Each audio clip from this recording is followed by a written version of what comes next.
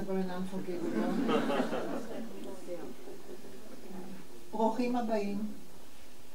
The truth is that I thought that I'm already a seasoned chairwoman, and I've already opened dozens of events, but this one seems to be exceptionally festive. And I think this is thanks to the two very guests that we have. לשעבר הכנסת, אמיר אוחנה.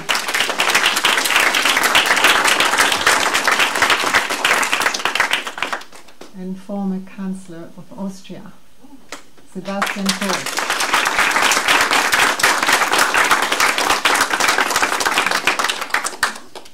And Eldad Beck. Thank you. Thank you for honoring Jabotinsky Institute with this occasion. And thanks everyone for coming and for joining us. Let me start. Vienna was a convenient geographical center. It was where the first World Congress of Revisionist Students was held. It was where the World Organization of Revisionist Women was founded under the presidence of my grandmother, Niva von Weisel. And there, not far from the magnificent Vienna Opera House, in the halls of the Concert House, on Saturday night, September 7, 1935, 3 days after the 19th Zionist Congress held in Lucerne, Switzerland, the founding Congress of the new Zionist organization, Hatzach, was held. At the entrance to the concert house stood 2 rows of young Beitarim in uniform. The hall was packed. On the lapel of the Congress attendees was a small P, the emblem of the founding Congress of the new Zionist organization. The flag on the stage and flying above the concert house was the flag designed by Herzl, white, blue, white, with 7 stars in gold, and in the middle a Star of David with a lion in its center. About 200 newsmen arrived on behalf of all the important newspapers in the United States, Europe, Britain, and more. Dr. Buchspan opened with 3 hammer blows, a tradition that has been accepted and adopted since the first Zionist Congress in Basel. Colonel Peterson took the stage to thunderous applause and delivered a speech praising the Hebrew regiment, HaLegion HaIvri, and its creator, Jabotinsky. The Chancellor Schuschnigg sent a representative on his behalf. Count Skorowski of the Polish Foreign Ministry brought the blessing of the Polish government. Jabotinsky and Peterson led the delegates in a march to Herzl's tomb. In the evening, a solemn memorial service was held for Rabbi Cook, who had passed away only a week earlier. Thousands of Jews from various countries filled the streets of Vienna. 40 years earlier, Herzl had announced the principles of Zionism in one of Vienna's halls. Dr. Ernst von Weisel was in the audience and caught the Zionist fire. His son, my grandfather, Dr. Wolfgang von Weisel, the president of the new Zionist organization in Austria, hosted a festive reception in the most luxurious hotel in Vienna, the Imperial. The entire local and international press corps in Vienna, ambassador, government's ministers, and the Chancellor's representative, they all came to celebrate an organization that had no money, no offices, no formal standing. Being the host, von Weisel opened the evening with a greeting and said that there were no words more appropriate for this evening than the words of a king and the greatest poet of the Jewish people. He read Shir HaMa'alot in Hebrew and immediately translated it into German. Shir HaMa'alot, בשוב אדוני את שיבת ציון, היינו כחולמים. All the guests stood up with thunderous applause. Hatzach was born. And that is why Jabotinsky Institute is the most natural home to launch Eldad's book, Late Reconciliation. His next book is Stand Fast Friendship. And to honor our chairman of the Knesset and dear friend Amir Ohana and Mr. Sebastian Kurz, the former Austrian Chancellor, I would like to invite to the stage Sebastian Kurz made history in being the youngest person ever to be nominated to the Austrian government. At only 24, he was asked to serve as a Secretary of State for Integration, Ministry of Integration. Then, at 27 years, he became the youngest foreign minister in the history of his country. And then, at the age of 31, he held the Austrian Conservative People Party to a greater he led the Austrian Conservative People Party to a great victory and became Austrian youngest chancellor and the youngest prime minister in the world. During his chancellorship, Kurz made wonders in improving relationship between Austria and Israel and between Austria and its Jews. In 2018, under the Austrian presidency of the EU, Kurz made the EU adopt a strategy to fight anti-Semitism and acknowledge hate against Israel as a form of anti-Semitism. Thank you.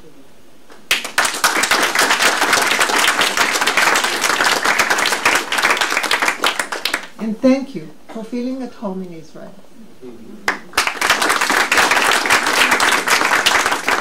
It is a great honor to invite you to the stage.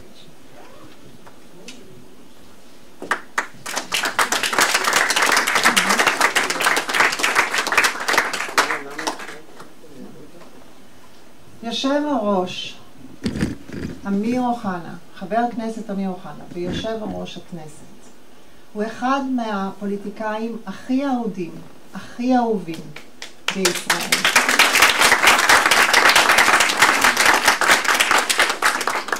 הרשימה של ההישגים שלו, של הפרויקטים שהוא הוביל, היא כל כך ארוכה, שזה ייקח עוד שעה רק להקריא אותה.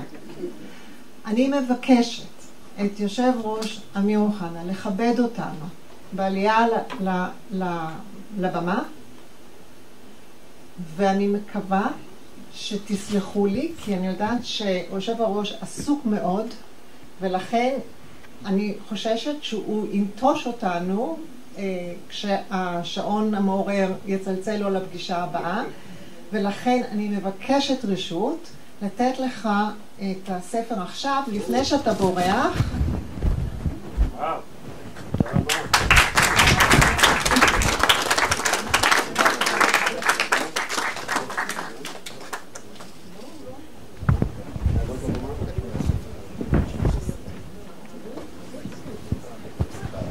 Eldad Beck is a man of many words.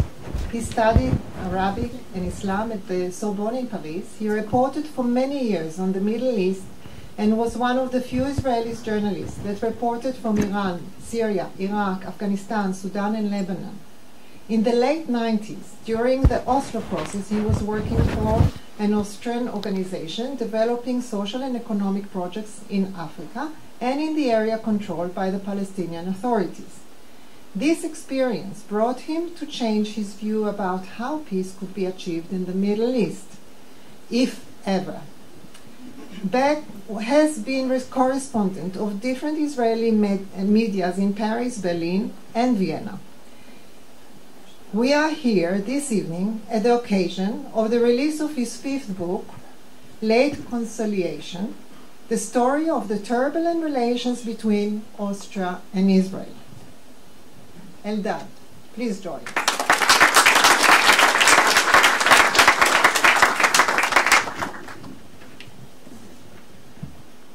I would like to invite Amir to start the evening.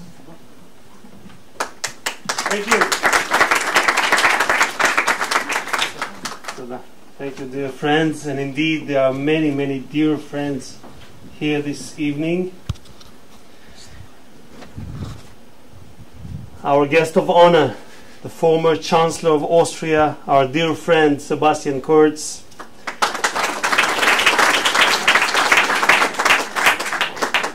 Austria's ambassador to Israel, the Honorable Nicolas Lotoretti. My dear friend and the gorgeous chair of the Jabotinsky Institute, Niva von Weisel. Former member of Knesset and Deputy Minister, my dear friend Naomi Blumenthal here. Ido and Daphne Netanyahu right here with us. Honorable and distinguished guests, it is indeed very good to be here at the launch of Eldad Beck's remarkable new book on the evolving relationship between Austria and Israel. We are fortunate to have here a key figure in this narrative, Austria's former Chancellor and still reigning Wunderkind, if I may, the great Sebastian Kurz. Sebastian's leadership encouraged a shift toward Israel and the Jewish people, not only for Austria, but the region. This transformation is especially significant considering the centuries of Jewish suffering in Europe and the Holocaust, in which Austria played a pivotal role. In Vienna, Karl Lueger pioneered political anti-Semitism and ignited Hitler's hatred. But light shone through the darkness. Austria produced towering Jewish figures and founders of the Zionist vision itself. In Vienna, Nathan Birnbaum coined the term Zionism, and Theodor Herzl prophesied der Judenstaat, the Jewish state. Today, Europe faces a resurgence of anti-Semitism, yet many, like Sebastian Kurz, have fought to turn the tide. As Chancellor, Kurz strengthened Jewish communities, rallied the EU against anti-Semitism, and pivoted Austria's foreign policy to reflect the righteousness of Israel's cause. Today, we understand his impact. On October 7th, 2023, Jews experienced our darkest day since the Holocaust, with 1,200 innocent viciously slaughtered and hundreds taken hostage. 99 remain in captivity, and we are fighting and praying for their swift return. Since that day, Austria has demonstrated extraordinary solidarity with Israel, raising Israeli flags atop the Austrian Chancellery, a practice Kurz initiated in 2021. Austria's parliament advanced crucial resolutions and legislation and organized an international conference against anti-Semitism and terror, which I was fortunate to participate. For these, my dear friends, and then presidents of the Austrian Parliament, Wolfgang Sobotka, deserves immense credit. I witnessed Sobotka's sincerity during his solidarity visit to Israel as we walked through the trails of Kibbutz Kfar Aza, an epicenter of October 7th massacre. Together, we visited the home of Sivan El-Kabetz, brutally murdered alongside her childhood sweetheart, Nahor Hasideh. Both were only 23 years of age. There, we read her final messages to her father, Shimon, ending with his unanswered plea, Sivani, Sivani. President Sobotka broke down and told me through his tears that his grandfather had been a member of the Nazi SA. It was an intense and very moving moment, demonstrating the struggle with the horrors of history, but also humanity's capacity for transformation. Eldad Beck's book captures these complex dynamics, challenging us to confront past evils to create a brighter future. Today, we mark the completion of Eldad's important work, but the story of Austria and Israel is still being written. We must ensure together that the next chapters in our relations build on the visionary leadership of Sebastian Kurz and prove the power of hope, renewal, and redemption. Together, we can and we will help Eldad write an even more inspiring sequel. Thank you very much and have a pleasant evening.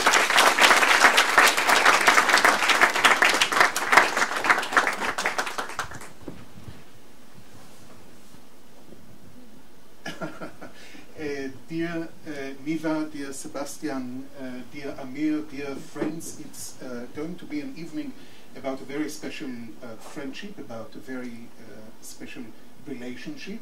And since we are going to talk about relationship, I would like to mention that in the public today there are two couples which are very close to me for different reasons. One of them is celebrating today its 40th anniversary, 40th, and they actually got married here, right here. And the other couple met, I believe, 10 years ago in the presentation of one of my books. And they met, they fell in love, they got married, now they have 2 or 3 children, 2. So just to let you know that books are still making the world go round. Don't give up on books.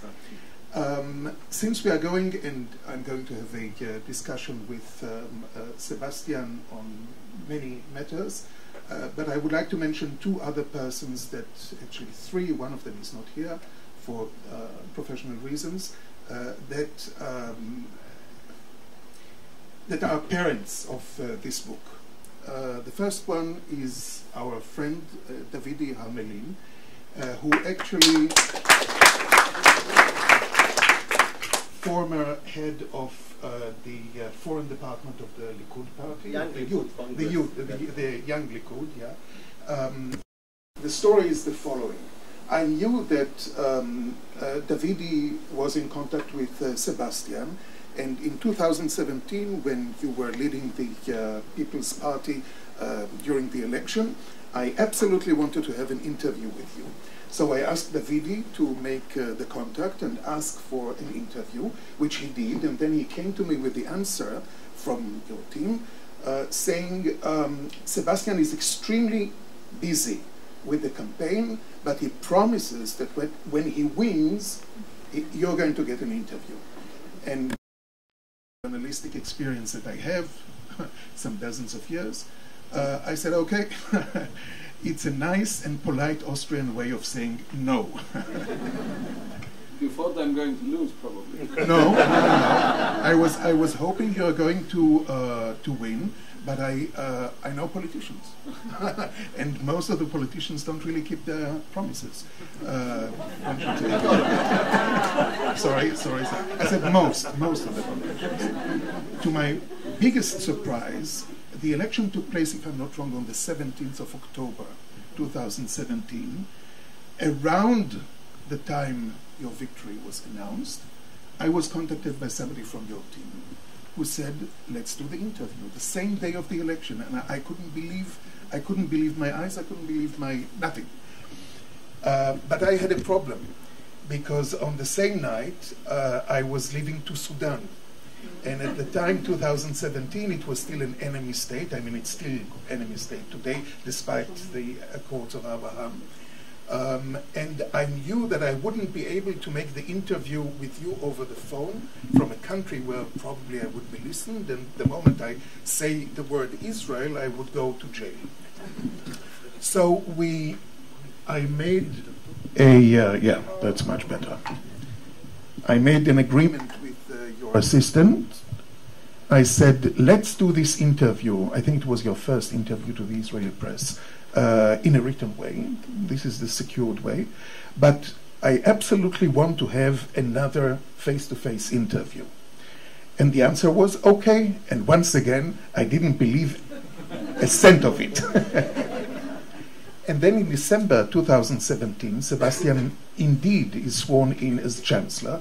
And a few days later, I had his first interview at the time for Israel Hayom, as a chancellor to an Israeli media, and that was a very extensive interview. And you had at the time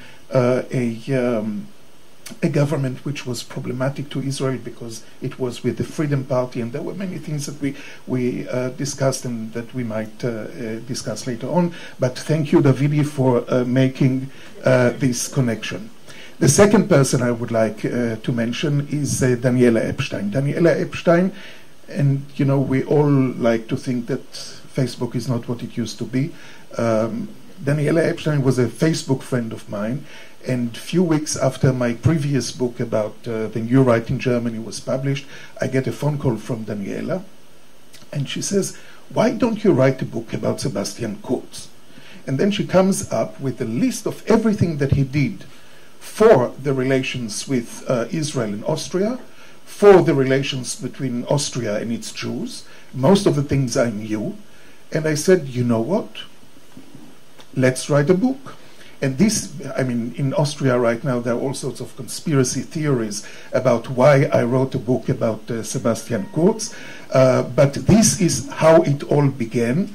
And I must say that I understood very quickly that it would not be possible to understand how essential the contribution of Sebastian to the repairing relations between Austria and Israel, Austria and its Jews, was without going back to history.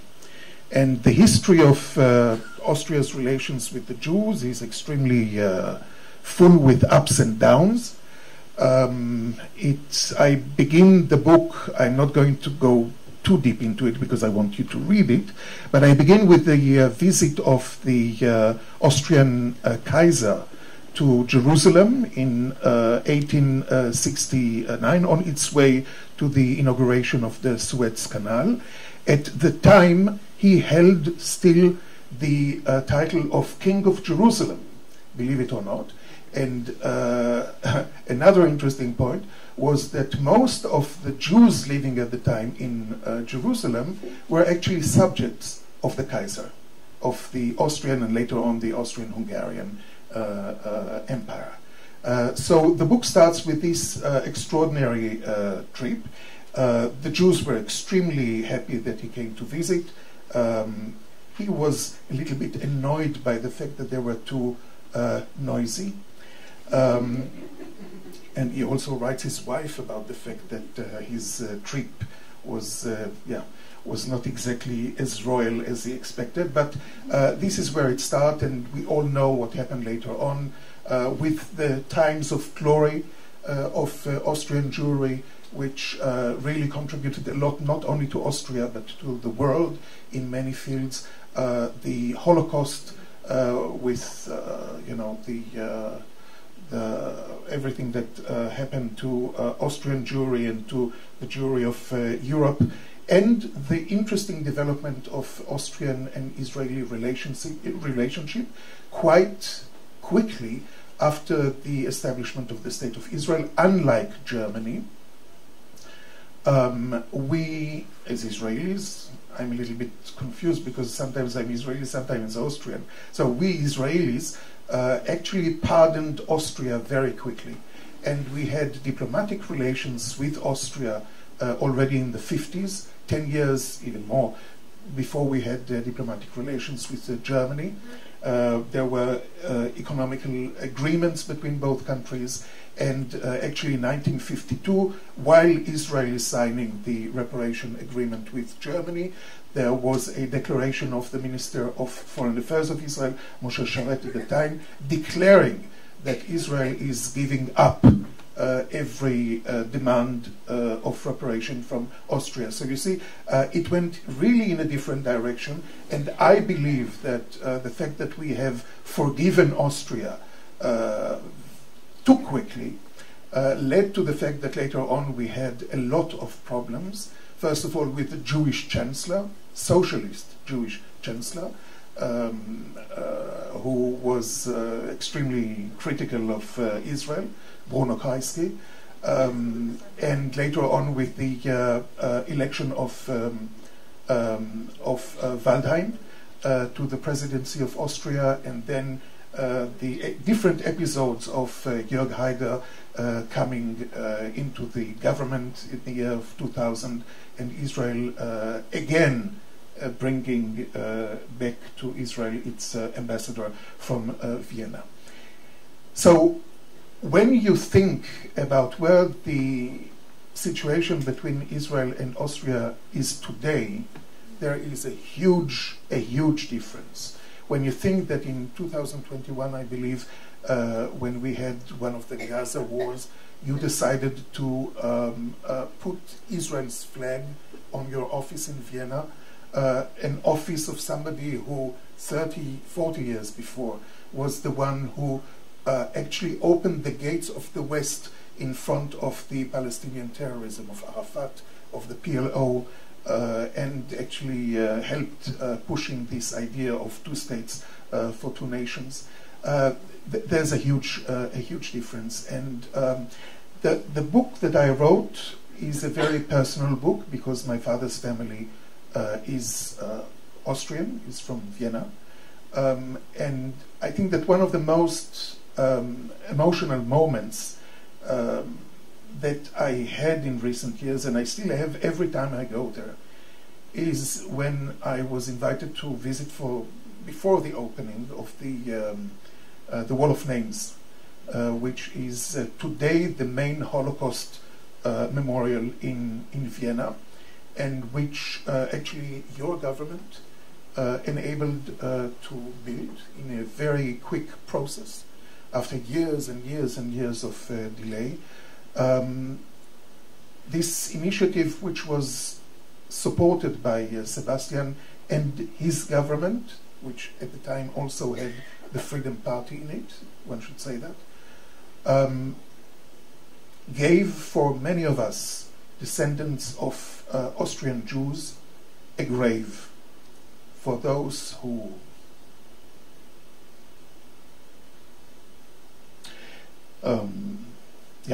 for those who were murdered and never had the honor of having a grave. And seeing the names of our family members now in the middle of Vienna is something that is extremely moving, and above everything else that you have done to Israel and to Austrian Jews, I would like to thank you very much for that.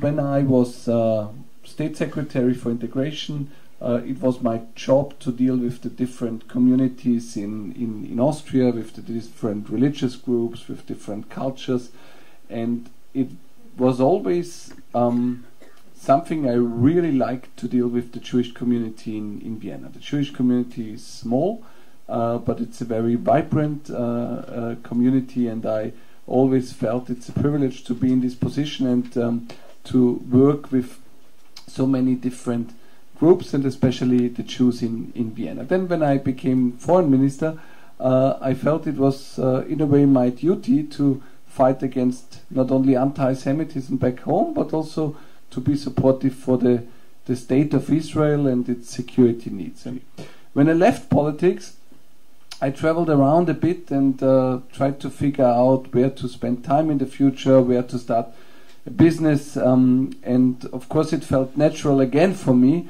to visit Israel. And by accident I met Shalef Julio, who had some very successful companies here in the area of cyber before, and it felt very comfortable for me to start a business with him. So that brings me now here every month, because my main business is a company called Dream, which is a cybersecurity and AI company based in Tel Aviv. I do not only spend a lot of time here in Israel, I also spend a lot of time in the UAE, in Abu Dhabi, in some other Gulf countries. I like the region, I like the Middle East, and my feeling is that there are so many people who like to and want to live together peacefully. The Abraham Accords, that was huge. Yeah, it was for me 10 years ago something unthinkable. I would never have believed that something like that is possible, and I think it was a huge success.